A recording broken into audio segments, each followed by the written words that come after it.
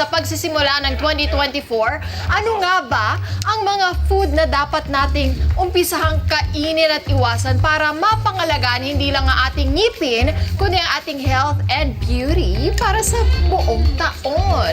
At dahil dyan, meron po tayong bisita. Matutulungan po niya tayo ang paborito nating TMJ Doctor. Happy New Year and welcome back sa Kada Umaga, Dr. Josefina Villadolid. Good morning!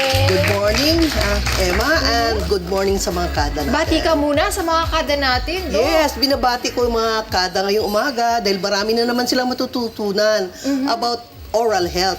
Madami kami talaga natututunan sa iyo, Doc. Kaya naman, umpisahan na natin. Ano-ano nga po ba yung ilan sa mga pagkain na dapat nang umpisahang kainin ng mga kada natin? At yung mga kailangan na doble ingat tayo sa pagkain para mapangangalagaan yung ating ngipin at kalusugan. Ang number one talaga, fiber-rich food. Fruits and vegetable. Kaya nga, kumain mga nanay, kumain ng prutas at gulay para ang ngipin ni baby maging matibay. Fiber-rich food sa kailangan. Mga cheese, milk, yogurt, mga avocado. Basta fiber, rich siya in fiber. Ano bang natutulong nito? Pag rich in fiber, ano bang natutulong nito sa ating pag rich in fiber kasi, nag-stimulate siya talaga ng maraming saliva.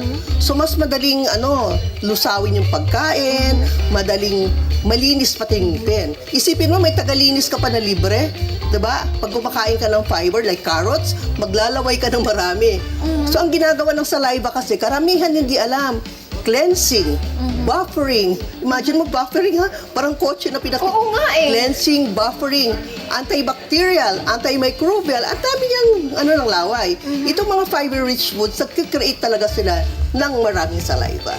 Aside from nililinis ng ipin natin, pati gums natin, Doc. Pati gums, hindi lang, isa lang naman ang amount sa piraso So lang yan. pa yung mga rich in fiber? Carrots, mansanas lalo na. Ang mansanas talagang ang mansanas meron siyang tawag dito, isang acid na nakalimutan ko lang ang pangalan na nakakaputi pa ng ngipin. Meron siyang nakakatulong talaga para hindi lang sa paglinis, kundi sa pagputi. aesthetic din. Aesthetic pa. Yes, ano pa? Akala nila, lang. Ito. Like this one, carrots. Yes. Nag-increase siya ng hindi lang salivation, ha? Oo. Pati, hindi lang sa ngipin mo, kundi pati sa mata mo. Yun kasi yung number one na alam natin. Sa mata lang. For eyes siya. For eyes. good Pero sight. yung nito, nag-create siya. Every time you eat carrots, lalo na raw carrots, nag-stimulate din siya ng saliva. Ang sekreto ng fiber foods, pag kumakain ka ng fiber foods, yung mga gulay, lahat, stimulation ng saliva. Ano naman yung mga dapat nating medyo iwasan o doble ingat tayo pag kumain tayo nito? Marami tayong iwasan. Kaya lang, hindi natin talaga maiwasan. Pero mayroon namang paraan. So mga dapat iwasan yung mga crunchy, sobrang matigas. Dinudurog mo, mga buto-buto, basta crunchy siya, mga sticky, malagkit, di ba? Yung mga malagkit, mga katulad actually nito. Yun. Sticky siya, starchy. Yung Naku, common sense paborito lang. pa naman to. Common sense lang. Pag malagkit, yung pagkain, didikit. Pag malapot masyado yung pagkain, nagiging sapot. So nag-stay siya doon sa ngipin, lalo siyang dumidikit. Whereas yung fiber, hindi siya dumidikit. Eto, Doc, alam natin na masama talaga yung sugar. Too much sugar. Tsaka candies, masama talaga sa ipin natin. Pero, ang tinapay din ba? Yes, Bread? ang tinapay din. Kasi din siya, sticky din siya ang tinapay. Yung lalo na yung white bread. Hindi lang ngipin ang nasisira, di ba? Lalo na kung ang mahilig ka talaga sa mga white bread, hindi maiwasan pati obesity. Yun. May lagi siyang connection. Kasi, what you sow, you reap. So sa saliva talaga ang importante dito sa fiber foods. Dito sa mga foods na dapat natin iwasan, wala siyang saliva. Dumidikit. Ang laway kasi yung talaga bread, ang dito. Kasi yung bread, Doc, starchy. So, dumidikit siya. Nasa-stuck sa bibig natin. So, pag kumain po tayo, huwag natin kalimutan magmumog para at least ma-wash out yung starch na yun. Hindi sumiksik. Ang sikreto lang naman is water eh. Water ang sikreto. Every time you eat, uminom ka ng tubig para napaflush. Para ka lang example, di ba umihi ka sa CR? Anong ginagawa? Napaflush. Kasi kaya para hindi siya dumikit. Napakasimple kasi talaga maraming hindi nakakaiwas. Talagang ano na siya, parang addict na siya doon sa mga katulad dito soda, yung mga food. Ano ba yung aside sa sugar na dala ng soda, ano pa yung dala nito sa ating ipin? Marami. May phosphoric acid din siya, yung mga soft drinks. May phosphoric acid na nakaka-erode ng ngipin. Pag once na uminom ka ng halimbawa, mga soft drinks, mga soda, should be uminom ka ng tubig after. Bakit? Didikit siya sa teeth. So, nandun yung acid. So, after isang oras, 30 minutes, mag-erode siya. Nagkuko siya ng enamel erosion. Oh. Doc, sabi mo, di ba, iwasan din natin yung crunchy, mga matitigas. Paano yung chicharon? Pag ba too much yung pagnguya natin, nadi-disalign ba yung jaw natin? Yes, oo, kasi napupudpud. Ang risk naman ng mga food na mga matitigas, napupudpud ang ngipin. So, hindi na siya balance. At saka prone ka sa mga tinatawag na cracked tooth syndrome.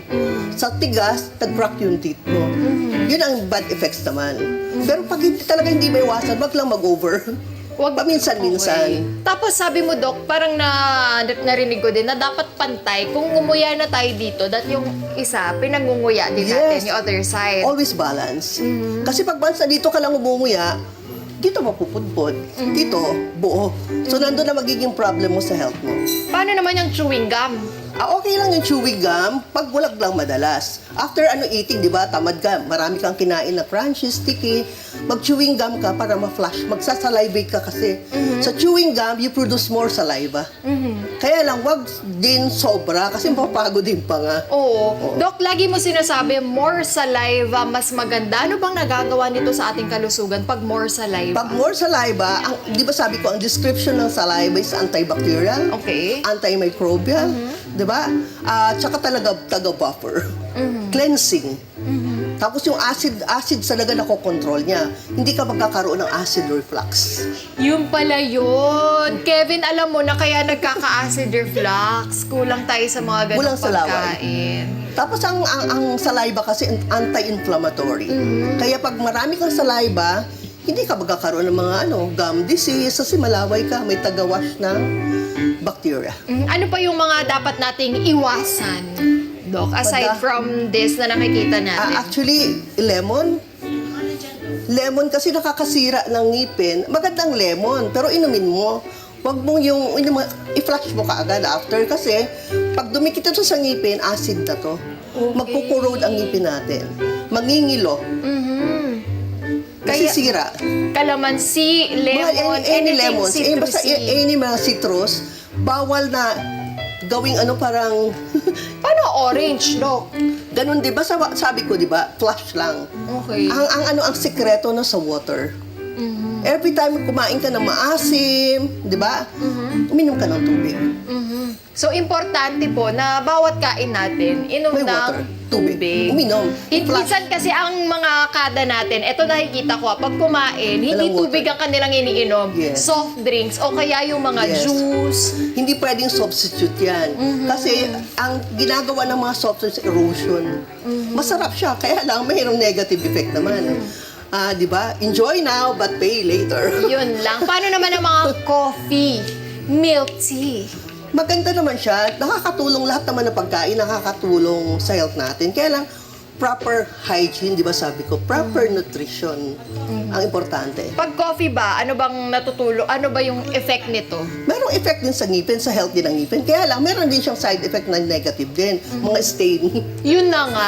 Puro mancha. Kaya ako kasi veneer. So, pinapaiwas sa akin ang coffee. Pero coffee lover kasi ako. Kaya yun po yung number one na reason kung bakit nasa-stain yung ipin Yes. natin. Ang ginagawa niya staining talaga. Tsaka pag marami ng stain, mas kakapit yung mga bacteria doon. Di ba? Kasi meron din siyang stain eh. Kaya avoidance lang naman ng para sa stain is just rinse palagi. Every time you drink coffee, you rinse. Doc, ano ba yung mensahe mo sa mga kada natin tungkol sa pinag-usapan natin ngayon ng mga best and mga mga food na kailangan doble ingat tayo sa Doble pagkain. ingat tayo sa pagkain. Pero maski tama yung pagkain mo, you have a good nutrition, but you have a bad oral hygiene, wala pa rin kwenta. Dapat it's a combination.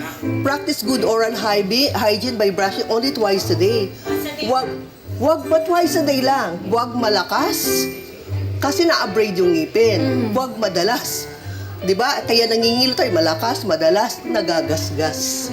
So, ang toothbrush na bibili natin, mga kada, should be small head. Wag big head, saka ultra soft. Kag malaki ang ulo ng toothbrush, hindi aabot sa dulo. O common sense, 'di ba? Masusuka ka Meron na. pa, Dok, mga, 'di ba, nababasa natin sa toothbrush yung soft, medium, and hard. Walang room ang hard saka medium, always soft. Parang pagpag lang yan. Kasi pag gumagamit ka ng hard, magagasgas, sabi ko, maninilaw, mangingilo. Ang pinaka-importante, water pa rin, mag-flush. 'Di ba? Magmumug ka para maalis yung mga nakadikit. Yung brush kasi pagpag lang yan. Gentle brushing ang tinuturo ko sa kada mga viewers natin. Gentle brushing but vigorous rinsing. Yun. Kasi minsan gigil na gigil tayo eh. No, kala natin matatanggal yung stain. Hindi mo matatanggal yan. Si water ang mag-aalis ka agad. Nag-coffee ka, mag-gargle ka. Or drink water din gargle. Pero yung gagasgasin mo, magi-scratch yung enamel, magiging wrap. Pag naging wrap, lalo kang kikapitan. Mangingilo, maninilaw. At bakit nga ba importanteng pangalagaan din ang ating oral health? Dok? Importante pangalaga ng oral health kasi sa oral health pa rin is wealth. Isipin mo kung masakit ang ngipin, Buo. oo, di ba? Buong katawan, lumalangit Totoo yan. Di ba? Kaya importante ang regular visit na twice a year sa dentist.